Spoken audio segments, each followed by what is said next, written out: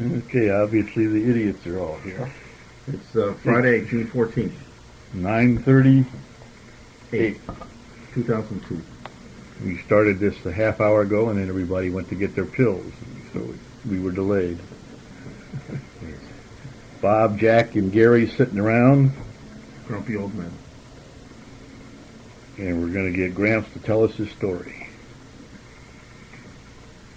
So why don't we start off with what we were talking about yesterday, where you were telling us about how the Ayres family got to Ohio.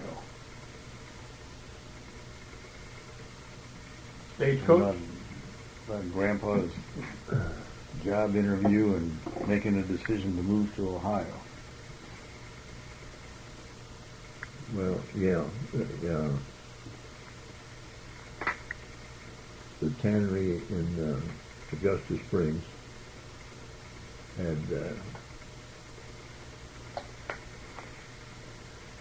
burned to the ground, so he really had no work. But I think he was trying to get located before this happened. Even he was kind of an office manager there too. Anyway, I don't know where he got the leads for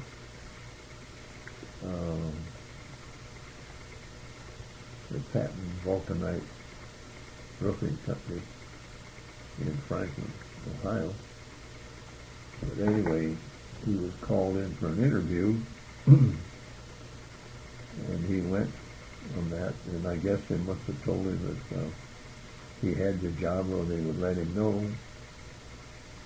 And he got the job, and he went back there and started working.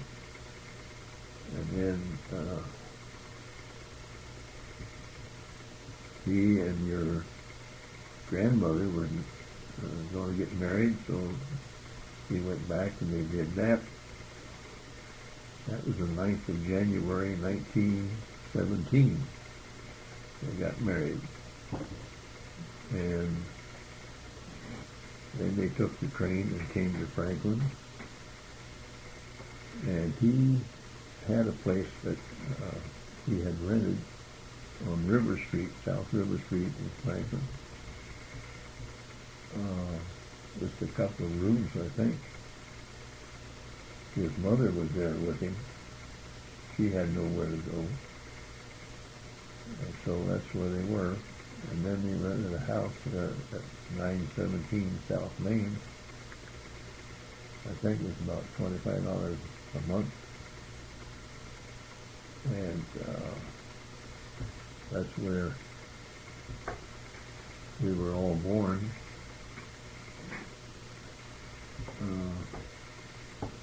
Then he bought a house at 842 South Main in 1929, just before the Depression hit. I think he said he paid $6,100 for it. And that's where we all more or less grew up. And that's the same house that has that $40,000 garage in the backyard. Yep, that's the one. That's the one. What about Grandpa's job in Franklin? What did he do there? Well,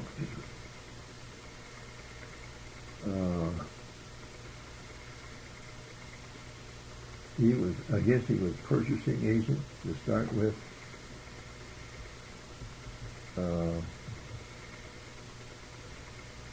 And that plant burned down in 1923.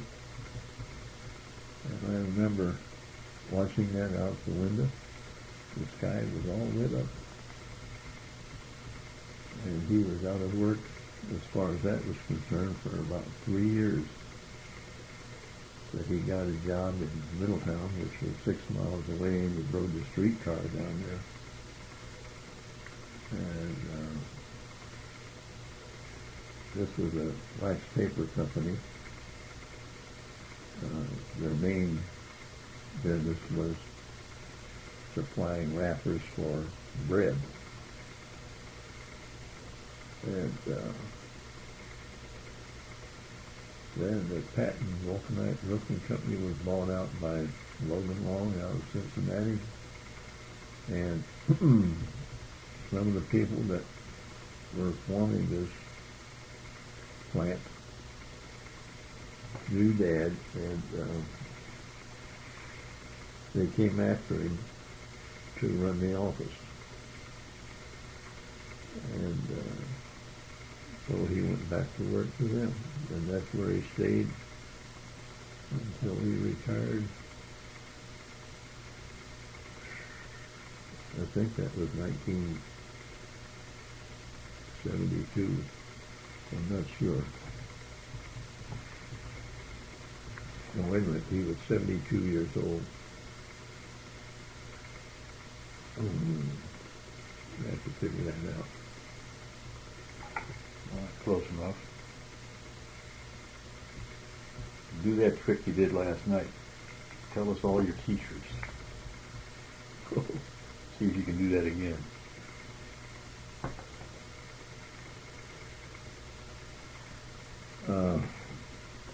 We didn't have kindergarten then.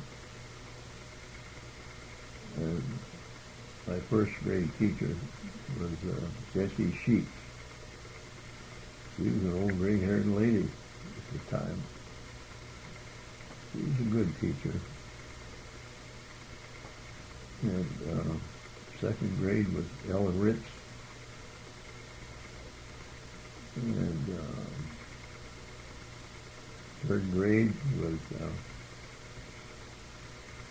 I think her first name was Viola Gabley, Gable. She was a young teacher and a very good one. And she died sometime later. Fourth grade was Winifred Dial, D-I-A-L. I'll never forget the time she had at Halloween. She had a party for where she lived, bobbing for apples. And it was kind of a fun thing. And the fifth grade was Gertrude Anderson. She's another elderly lady. She was good too. And the sixth grade was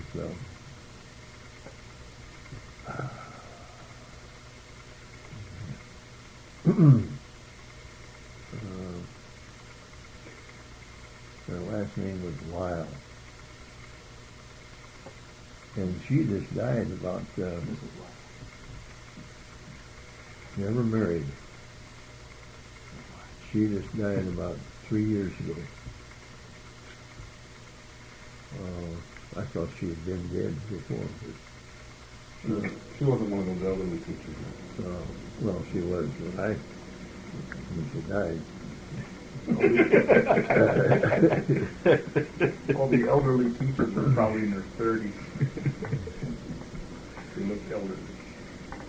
That was in sixth grade. And I remember a friend of mine,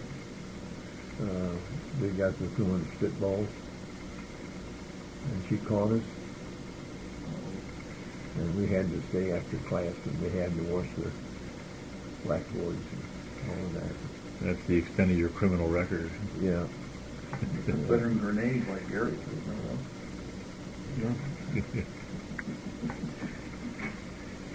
And the seventh grade was Stella Brown.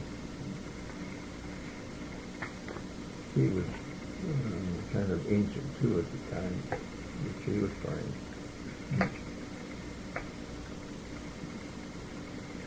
And we had I think it was Fanny Janney. Fanny Janney was in seventh grade, and Stella Brown was in eighth grade. That's what I was thinking. Yeah. Fanny Janney.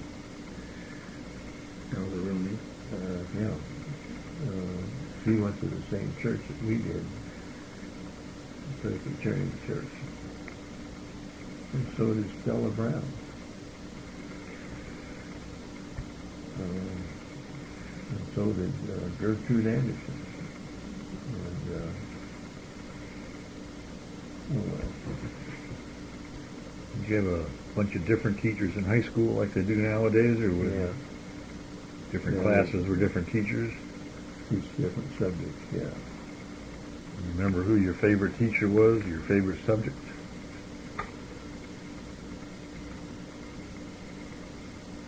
I didn't like Latin, but you had to take 2 years of it. Remember any of it? Do I remember any of it? Equus was a horse. Galena was hen.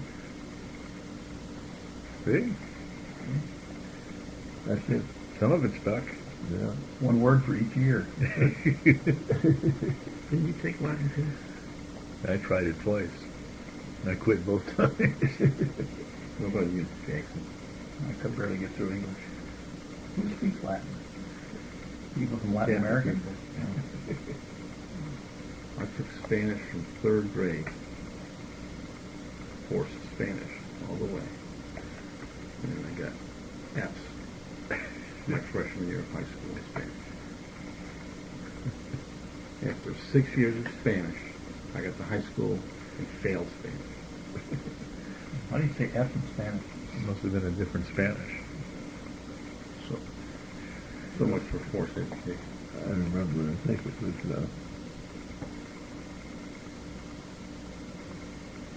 I don't know, maybe the 8th grade. They were starting a high school orchestra. We had a music teacher. That's something new. You played the violin, didn't you? I took violin lessons for 8 and 7 years. You could have been Charlie Daniels. Starting when they were how old? Well, whatever it was in the 7th or 8th grade. So you took lessons through high school. Yeah, from this music teacher.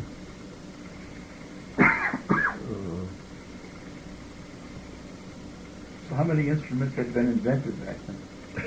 You got the violin and the guitar and the piano. That's about it. Well, they had all that good stuff.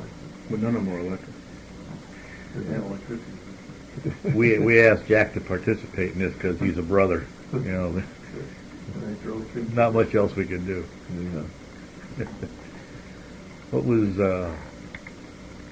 life like in the Ayres household on Main Street? What was it Main like? Street's where we remember because that's the house we know. Yeah. Well, What kind of food did you have? well, we moved there. This was the beginning of the Depression. And Dad was never laid off. Once he was back with Logan Long, he worked the whole time. Oh, he was pretty lucky. Yep. But things were tight. We had a lot of stewed tomatoes with bread with the tomatoes.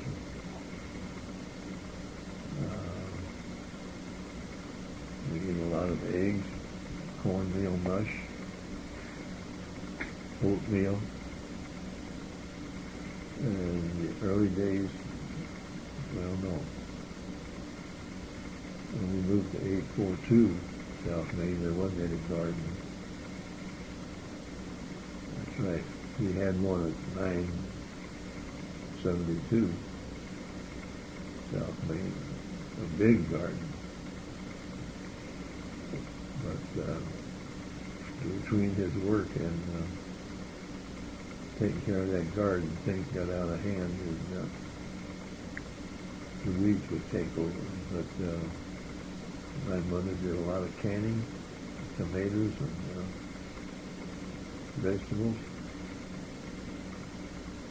And we had a cellar down there with a dirt floor. But there were shelves down there, and she made jelly and jam. We managed to eat pretty well. She a good cook? Oh, yeah. All mothers are good cooks. Yeah. What special food do you remember? Or recipe or something that was your favorite?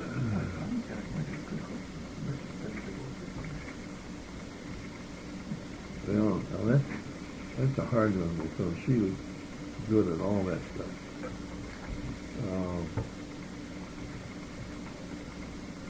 She had two sisters that visited us at 842 South Main. From Augusta? One of them was Sister Kathleen, who lived in North Carolina. And while she was there,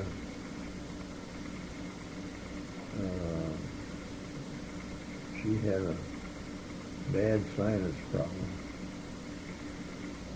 and had to go to the hospital. And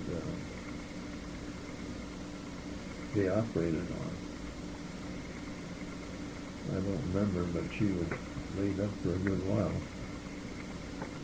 But she got through it. That was at Middletown Hospital.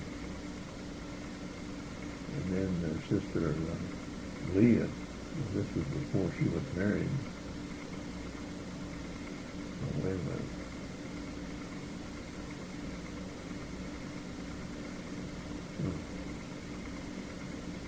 I think they got married in 1930. But we didn't move into that house until 29. And I remember the two of them making cornmeal mush,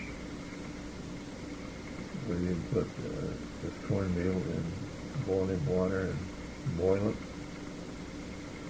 And that stuff would bubble and pop out, and Leah got a smacking of it on her and burned herself. But that cornmeal mush, you would let it cool down, and it would get hard so you could slice it and put it in the frying pan. After it browned up for a little bit, you put syrup on it. It's pretty good eating. A lot of work. Yeah. You got to boil it first, then cut it, then fry it. You got to make it. But today you can buy it in. Comes in a roll, already made. Yeah. Yeah. Or what Bob Evans? They have it. Yeah. And Grandma had two sisters. No brothers? No, she had three sisters. Three. Yeah. There's only two of them that ever came out to visit. Well, both of them lived a long time because Well, I met both of them. Well, who was the other one? her name was Hattie. She died in 1943 of a stroke. And then there were two brothers, Will and Ed. Will died in 1980. Kathleen died in 1980. And Leah died in 1994. She was the youngest and the puniest, but she lived longer than any of them. You know, I want everybody to know he's not using any notes. He knows all these dates, just like his father. How about Grandpa's family? Well, his father was a twin. And he was Alfred Graham, Ayres. And his first wife died. And he married again. Her name was Elizabeth Cummins. Cumins.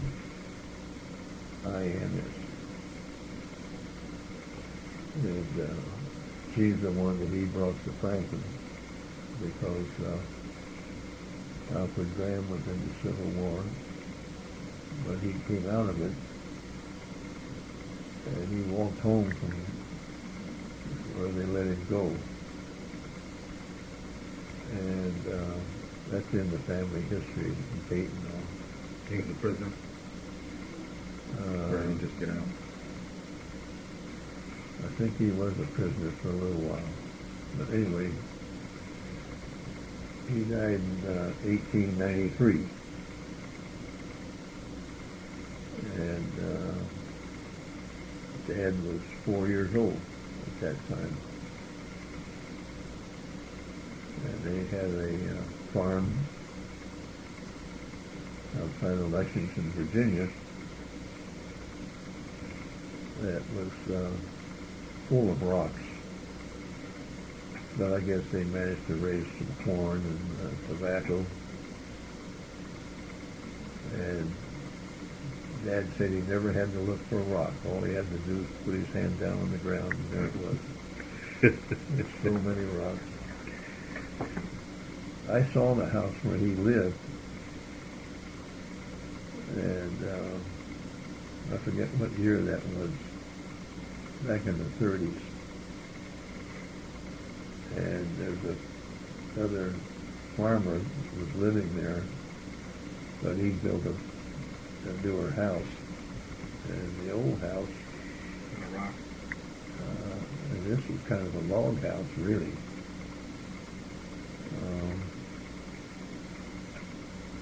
He was using it to store tools and stuff in.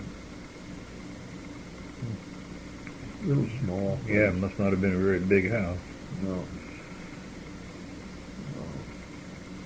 Living back in those days was really hard. Real hard.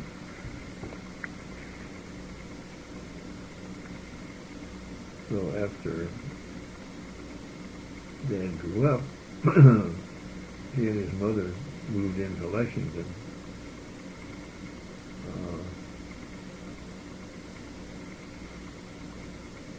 He got rid of the house, and she did cleaning and laundry for people. And he went to Washington Lee University for a couple of years. He couldn't finish, they just didn't have the money. So he got a job in Augusta Springs. And that's where he met my mother. Through one of her brothers or her dad, they both worked at the tannery. The tannery is a place that takes hides from animals and makes leather out of it. The smell is terrible. I remember that. Now, the house we visited a couple times in Augusta Springs, that was her parents' house? Yeah, my mother's parents there. Yeah. I forget how much land there was there. It wasn't a big. I remember going back, had the outhouse and the pump outside.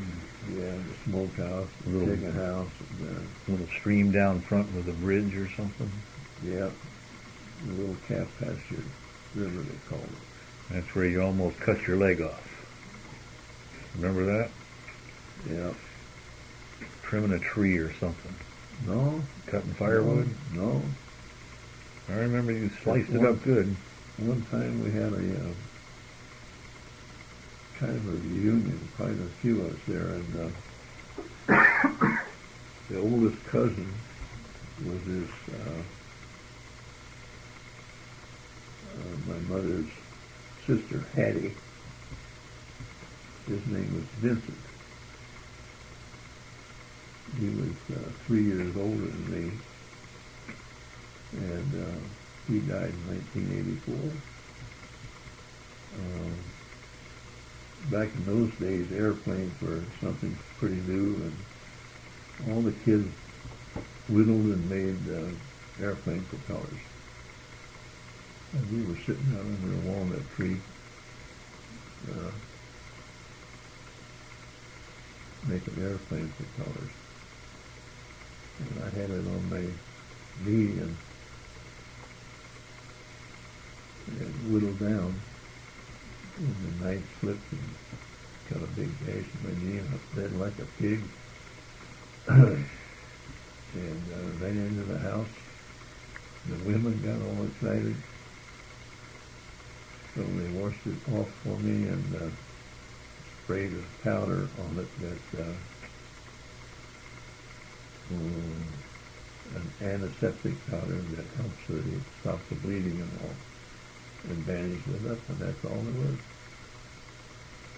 I still have that big scar on my left knee. I'll teach you to whittle.